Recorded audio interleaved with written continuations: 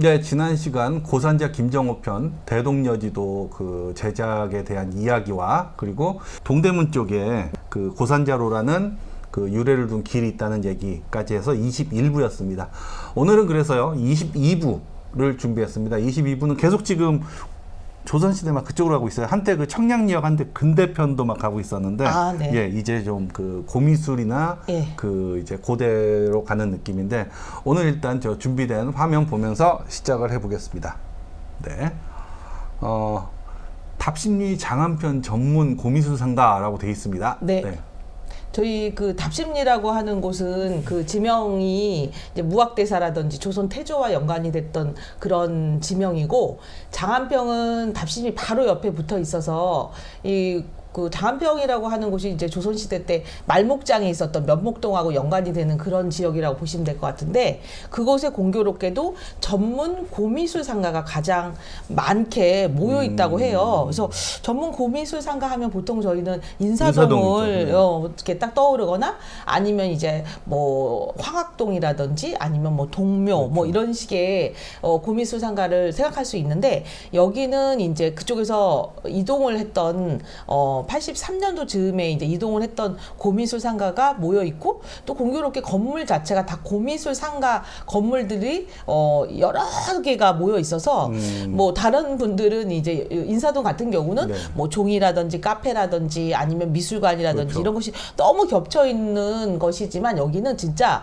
옆집이 딱 붙어 있어서 정말 뭐 얘기는 서울에서 가장 큰 규모의 고미술 상가로 이름이 되어 있습니다. 그러니까 인사동은 거리에서 이제 그 길가에 내놔서 보면서 이제 카페도 있고 그런 식으로 그 조성이 되는데, 여기는 이제 딱 상가인 거죠. 그렇죠. 그러니까 예를 들면은 이제 뭐 지나가면서 구경하는 것보다 딱 들어가서 전문적으로 이제 그 미술품만 그 거래하거나 이제 볼 수 있는. 네네. 그러니까 여기는 건물이 그 위쪽은 전부 다 이렇게 아파트로 되어 있어서 주상복합이고요. 예. 그래서 아래층 아파트 단지, 그러니까 위층의 아파트 단지 같은 경우는 사람들이 살고 있고요. 그리고 아래층에 이제 뭐 1층하고 2층이 보통 고미술 상가다 이렇게 보시면 이해가 쉬우실 것 같아요. 딱 느낌이요. 네. 용산상가. 네네네 맞습니다. 청계상가 아니면은 그 어디 그 악기 파는데. 왜냐면 그 시기에 거의 지어졌거든요. 그죠? 건물 양식이 딱 거기에요. 네. 그리고 이제 주상복합으로 짓다 보니까 아파트가 이렇게 복도형으로 쭉 되어 있다 보니까 보통 뭐 세대수도 어마어마하게 많고, 가까운 곳에 답심리역이 있어요. 5호선 답심리역이. 그래서 막 걸어서 바로 뭐 5분 거리 안에 있기 때문에 뭐 사람들이 그 한번 좀 가보기는 좋을 텐데, 이제 접근성이 떨어진다고 하는 사람들 이유는 이제 보통 큰 도로변들 사이에 조금 이렇게 섬처럼 띄엄띄엄 있다고 생각하고, 나는 무슨 고미술의 조예도 없고 무슨 굉장히 이 난이도 있는 거를 구매할 여력도 없는데 라는 그런 두려움 때문에 보통은 들어가시길 꺼려 하시는데, 한번 들어가 보시면 되게 그 오밀조밀하게 뭐 민속품부터 시작해서 뭐 종이와 관련된 분들, 그다음에 그림 관련된 거 이렇게 조금 전문적인 성이 있고, 또 어떤 쪽은 중국 그 제품들만 또 모아놓은 곳도 있고, 또 불교 미술만 모아 있기도 하고, 그래서 뭐 그 특징마다 있으나, 이제 제가 여기 계시는 분들하고 인터뷰를 좀 해봤더니 보통은 조금 글씨 쓰는 거라든지 이런 데 관심이 있게 됐다. 근데 집에서 하나 둘 모으다 보니까, 아니면 관심이 있다 보니까 이런 상가 운영하는 것도 괜찮겠다라는 생각에 뭐 남편분 부인분 같이 하시는 것도 있고, 한 분은 이제 여기를 보고 계시고 남편분들은 주로 수집을 하러 다니시고, 예, 이렇게 해서 뭐 보통 잘 운영하고 계시더라고요. 그러니까 인사동은 지나가면서 이제 뭐 미술품 보러 다니는 사람보다 관광객이나 그렇죠. 아니면은 그 인사동에서 뭔가 고미술품 건질 거라기보다는 소위 그 기념품화된 그러니까 그 만들어진 어떤 그 기념품이나 수첩이나 네, 조그만 수첩 뭐 그 기념품 그런 거를 사려고 가는 사람들 많은데 여기 진짜를 사러 오시는 분들인 그렇죠. 거죠. 그리고 이제 여기에 가장 큰 특징은 구매가 연결이 될 수도 있지만 또 반대로 본인 물건들을 내다 놓으시는 거예요. 그리고 이제 장기간 내다 놓으셨다가 이제 소위 말해서 위탁 이제 판매.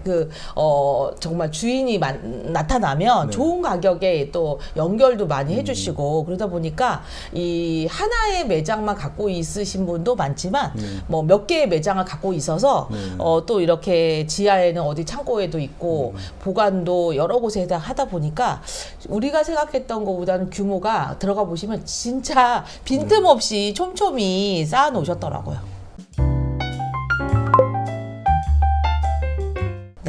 최근에 아마도 방영된 영화 중에 도굴이라고 해서 예, 요즘에도 TV 방송에 또 이 문화재청과하고 연관해서 찍고 있는 드라마가 또 있기도 한데 이제 보다시피 조선시대의 이제 그 왕릉이었던 선정릉 이야기를 가지고 도굴이라고 하는 그 제목에 맞춰서 영화화 시켜서 뭐 많은 사람들이 좀 이렇게 좋아하기도 했는데 대체적으로 이 불상이라고 하는 것이 이제 우리가 봐서는 삼국시대 고려시대에 많이 대표적인 이제 미술인데 이 불상들의 특징들이 이 부처님의 몸이다 보니까 이 부처님의 몸 안에다가 이 시주하시는 분이 이제 넣어놓는 여러 가지 작물들이 있어요. 네, 그렇죠. 그런 거를 갖다가 이제 보관해 놓기도 하고 또 하나는 탑이 또 있는데 탑의 뭐 2층의 중간에는 이제 사리함이라든지 굉장히 중요한 불경이라든지 이런 걸 그렇죠. 넣어두는 게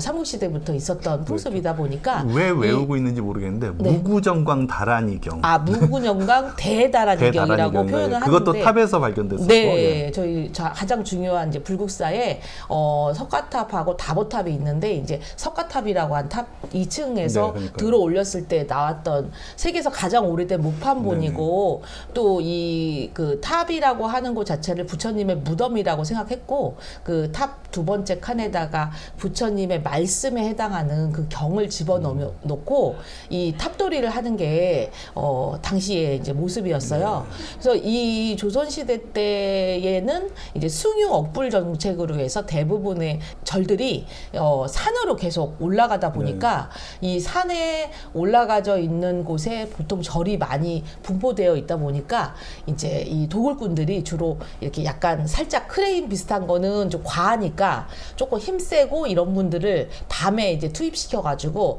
그 탑을 들어서 거기서 보물을 가져가는 식으로 도굴을 했다고 해요. 그래서 이 도굴 이야기는 우리 뭐 피라미드에 그 나와 있는 여러 가지 보물들처럼 굉장히 이제 시시콜콜 아주 재미있는 이야기까지 되는 것 같아서 도자기 하나다 뭐 이렇게 생각하는 것이 아니라 도굴을 하면서 이루어지는 이야기는 늘 그 재미있는 이야기거리에 동반되는 것 같습니다. 그렇죠. 게다가 무슨 저주가 있다느니 막 그런 네, 그런 게 항상 들어가니까. 예, 그래서 요 장면도 이제 지금 답심리 고미술 상가 내에서 이재훈 배우가 이제 그 도굴 영화를 찍었던 거를 이제 영화 스틸에서 이제 찾아볼 수 있는데 지금 여기 같은 경우도 이 고미술 상가의 복도 주변이에요.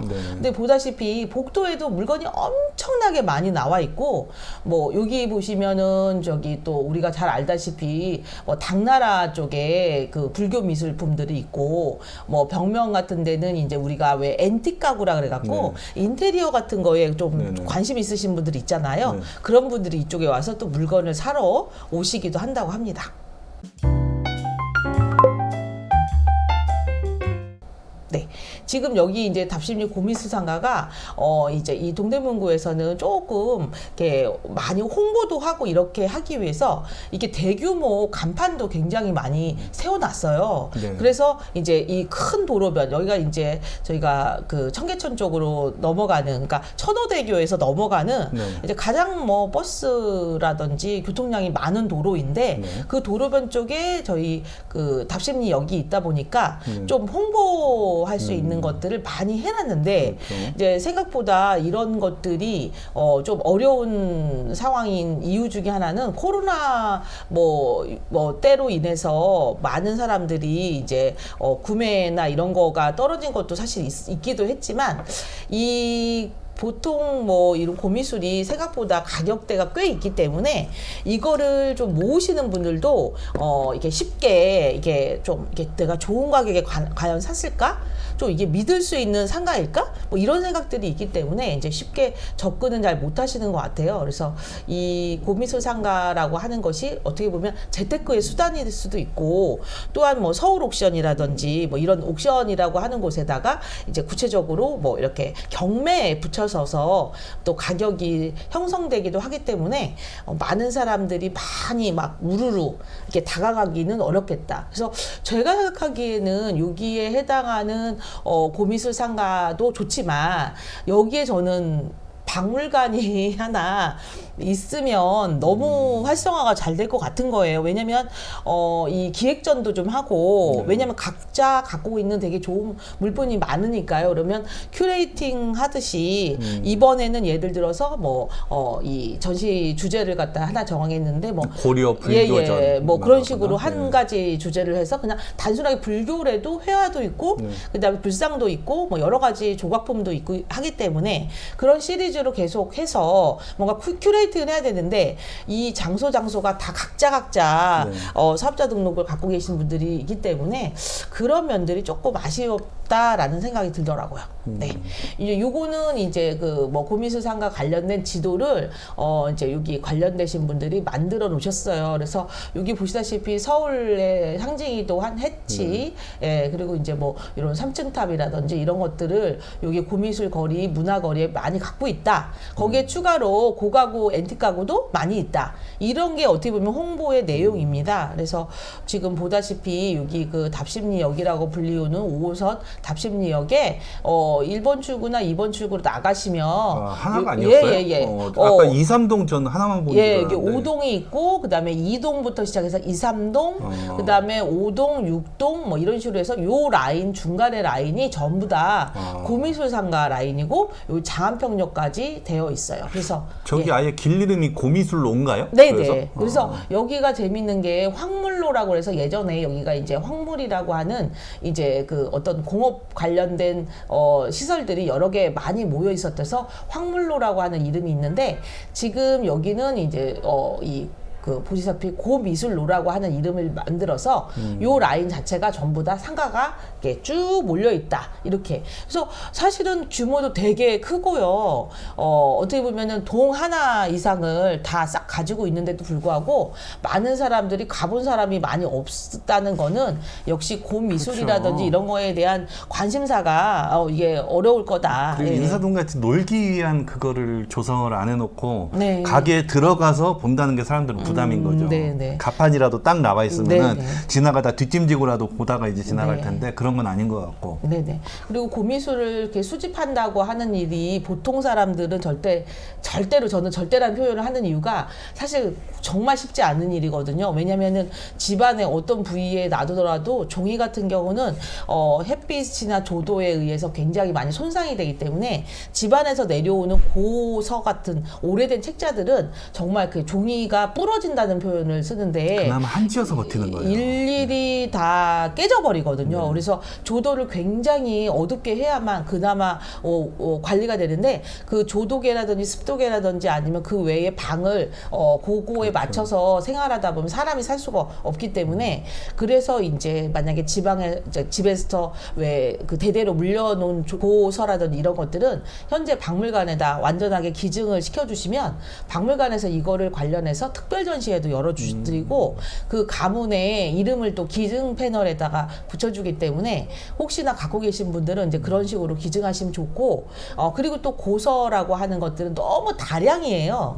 그래서 이제 어떤 가격이나 이런 것들이 높게 책정되긴 좀 어렵습니다. 그래서 이 고미술의 가장 큰 특징이 희귀성이거든요. 그래서 고려 시대의 뭐 불화라든지 아니면 뭐 청자라든지 이런 것들이 전 세계적으로 가장 가장 뭐 높은 가격에 이렇게 구매되는 이유 중에 하나는 희귀성이라고 보면 좋을 것 같아요. 그래서 많이 없다 이렇게 볼 수가 있고, 여기는 요 동부시장이라고 하는 것은 이제 보다시피 저희 지역에도 동부시장이 있습니다. 예, 저희 그 중랑천을 건너자마자 가장 먼저 오는 그 동네인 상봉 이동 쪽에 이제 동부시장이라는 명칭을 쓰다 보니까 이 명칭이 반복이 되잖아요. 그래서 뭐 여기는 답심리 동부시장 뭐 이런 식으로 명칭을 부르지는 않지만 여기가 이제 먼저 생긴 동부시장이다 보니까 이 동부시장은 여기에다가 붙이고, 저희 지역 중랑구 쪽에는 중랑 동부시장 뭐 이런 식으로 앞에다가 이름을 바꿔서 부르기도 하더라고요. 그래서 지금 보다시피 지금 이렇게 우리가 봐서는 세상에 이렇게 뭐랄까 이거 이동해서 이걸 판매하는 사람이 있나? 혹시 보신 적 있어요? 황학동 그런 데서 뭐 이렇게 놓고 예. 팔기도 하고, 예. 전주에서는 이렇게 돌아다녔었어요. 네. 제가 어렸을 때. 네, 저희 중랑구에도 돌아다닙니다. 뭐 이 관심, 저희 같은 뚜벅이들은 그래도 간혹 보실 수 있으실 텐데, 여기 재밌는 거는 여기 보시다시피 빗자루부터 시작해서 여기 그 뭐 이 그 쌀 같은 거 이렇게 옛날에 넣어놨던 그걸 모양을 만들어서 이제 집에서 걸어놓는 장식품 같은 거, 그다음에 이제 대를 이용해서 만든 뭐 여러 가지 물품들 뭐 주렁주렁 이렇게 매달고 다녀요. 그래서 이런 것들도 이쪽에는 자주 등장을 하는 것 같아요. 사람들이 이제 구매를 할 수 있게.